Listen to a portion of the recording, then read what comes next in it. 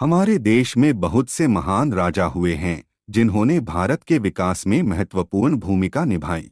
इन महान शासकों का इतिहास ईसा पूर्व युग से शुरू होकर आधुनिक भारत तक आता है। इन राजाओं को न सिर्फ भारत में बल्कि दूसरे देशों में भी उनकी वीरता और कौशल के लिए जाना जाता है। एक, सम्राट अशोक। सम्राट अशोक का नाम हम सब बचपन से सुनते आए हैं। वह भारतीय मौर्य राजवंश के महान सम्राट थे। कहा जाता है कि उनका राज्य अफगानिस्तान से लेकर बर्मा तक और कश्मीर से लेकर तमिलनाडु तक फैला हुआ था। उनकी राजधानी पाटलिपुत्र थी। उनका नाम हमेशा से महान राजाओं की सूची में शामिल रहा है।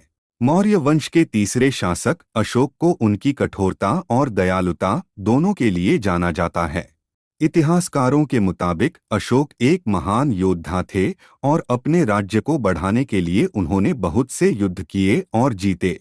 लेकिन कलिंग के युद्ध के बाद उन्होंने बौद्ध धर्म को अपनाते हुए शांति के मार्ग पर चलने का फैसला किया। दो, सम्राट चंद्रगुप्त मौर्य। इतिहास की चर्चा हो और सम्राट चंद्रगुप्त का नाम न लिया जाए, ऐसा संभव नहीं। मौर्य वंश के संस्थापक चंद्रगुप्त को भारत का पहला सम्राट माना जाता है, जिसने लगभग पूरे भारत में अपना शासन फैलाया। चंद्रगुप्त के जन्म के बारे में कई कहानियां हैं, लेकिन चाणक्य रूपी महान रणनीतिकार को गुरु के रूप में पाने के बाद उन्होंने अपना अभियान शुरू किया। सबसे पहले उन्होंने मगध से नंद वंश को समाप्त कर अपना शासन स्थापित किया और फिर अलग अलग खंडों में विभाजित भारत को अखंड भारत बनाया। तीन, छत्रपति शिवाजी महाराज। इस महान मराठा शासक के बारे में कौन नहीं जानता है। शिवाजी एक तरफ जहां वीर योद्धा थे, वहीं दूसरी ओर बेहद दयालु शासक भी थे। बताया जाता है कि पुणे में जन्मे शिवाजी शाहजी भोंसले ने ही मराठा साम्राज्य की नींव रखी थी।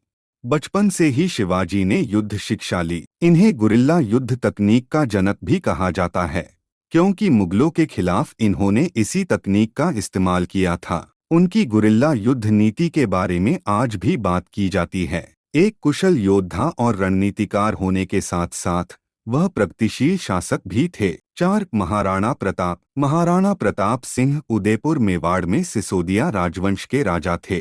महाराणा प्रताप को मुगल शासकों के सामने कभी न झुकने के लिए याद किया जाता है।